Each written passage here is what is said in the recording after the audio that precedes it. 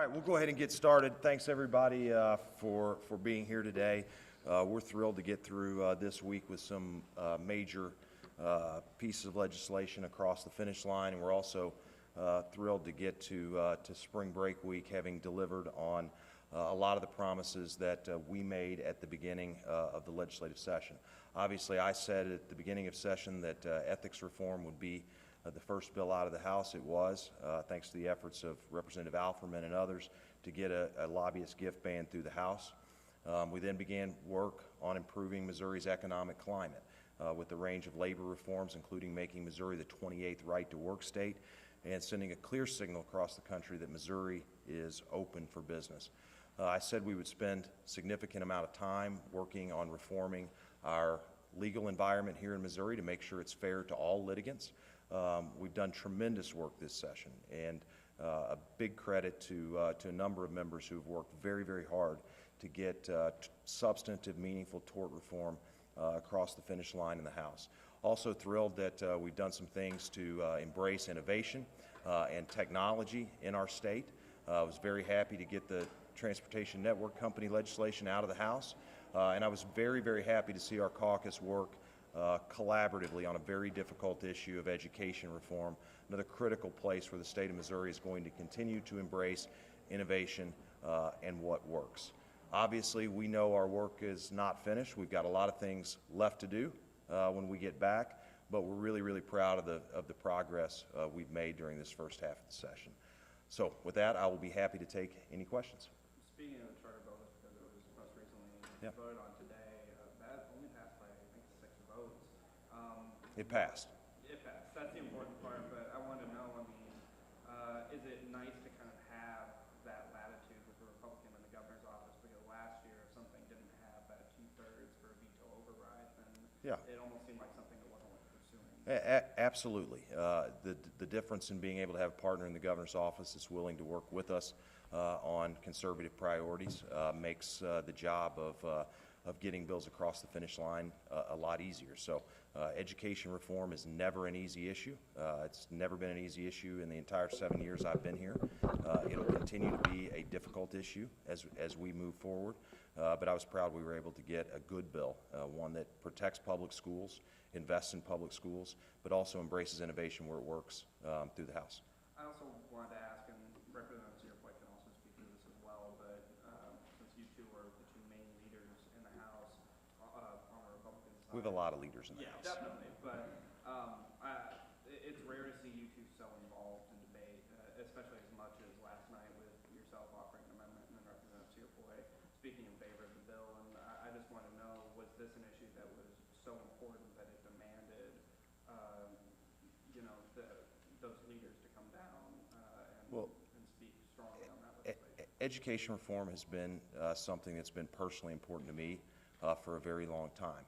But it's also the kind of issue where we want to try to address as many of the concerns that have been raised by our caucus on this issue. And so I know the floor leader and I both shared the same goal, which was to get to a bill that we thought we could be proud of and that our caucus could be proud of. And a lot of credit to Representative Raber, who has spent weeks and months working on this, Representative Swan and the Education Committee, who have spent weeks and months working on this.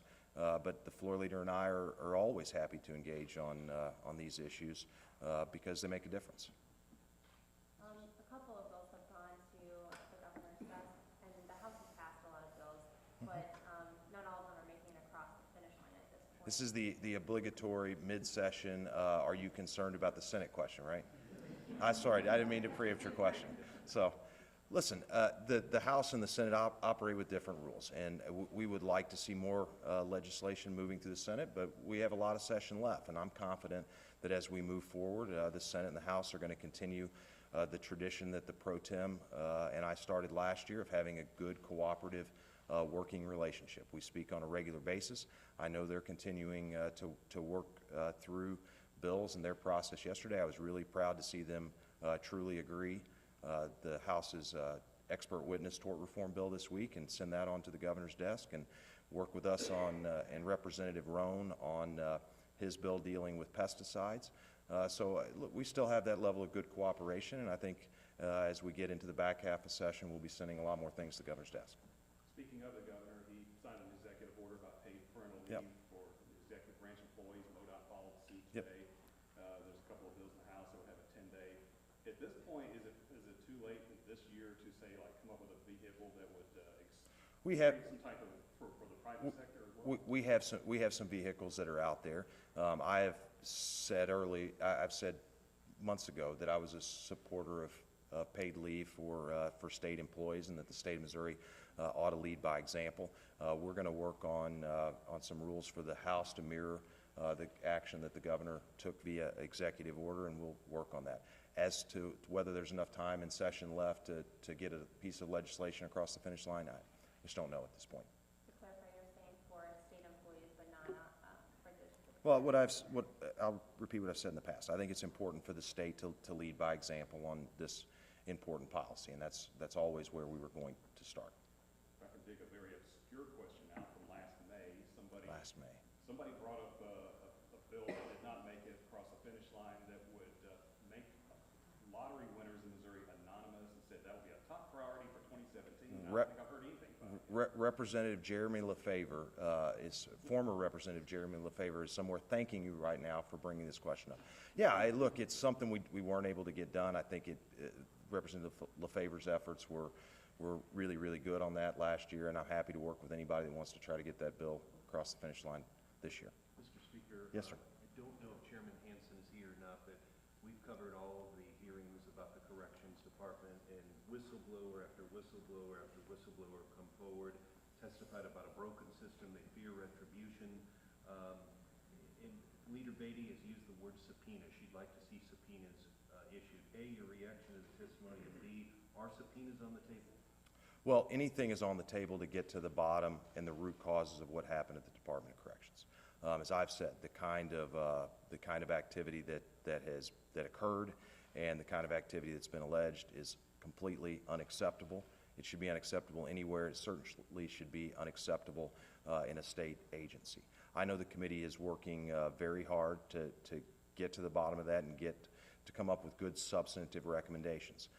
And I also know that they have been very encouraged and excited about the ability to work with new leadership at the Department of Corrections cooperatively to try to get to the bottom of those problems. So to the extent that Chairman Hansen needs additional resources or tools to get testimony, we'll be ready to give it to him.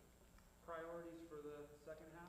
Yeah, we're going to continue. Obviously, our big priority coming out of the break is going to be to get the budget done in the House and across the finish line. There's a lot of work that has to be done there, but we'll be back to the same framework of legislation that we started the session with, and that is how do we improve Missouri's economic climate? How do we create the kind of economic environment here that creates a strong, vibrant, dynamic economy that allows people to earn more than they do today? And I know that's the mission that my caucus is going to be focused on when we get back.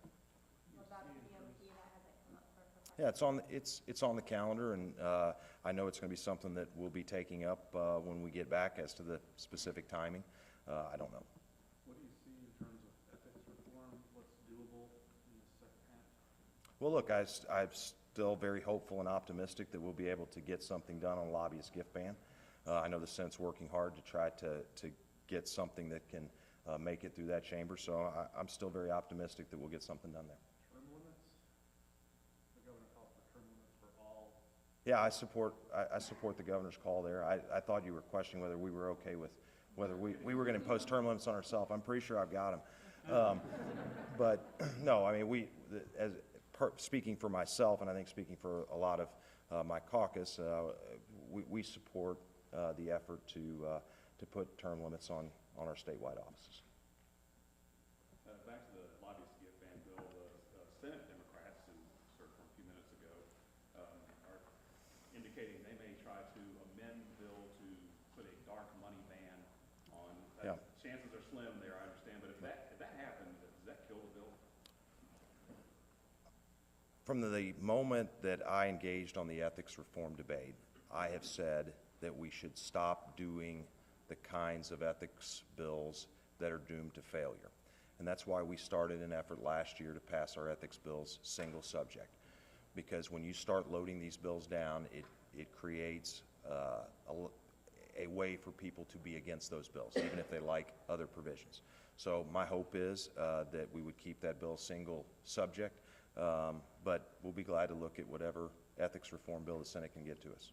Would you be behind a dark money ban bill if it was offered separately? I'll be glad to consider, you're using the phrase dark money, and obviously the parameters of what exactly you're talking about would be important. But look, we have had a strong push for substantive, meaningful ethics reform in this state, and we're glad to work with anybody that wants to try to improve the ethics laws in Missouri, and I know the caucus behind me is ready to do that. Thanks, guys. We'll see you in a week.